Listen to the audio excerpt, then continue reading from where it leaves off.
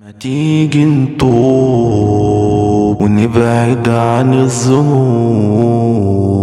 ونقرب من ربنا، لأن القرب منه أمان والقلب هيطمن.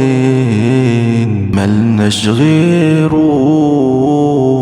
هو اللي حاسس بينا، هو اللي قادر يسعدنا ويرزقنا ويهدينا.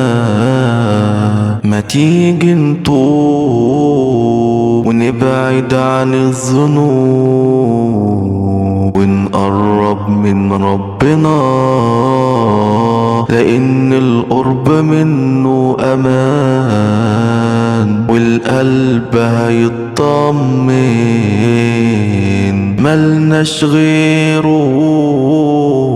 هو اللي حاسس بينا، هو اللي قادر يسعدنا ويرزقنا ويهدينا.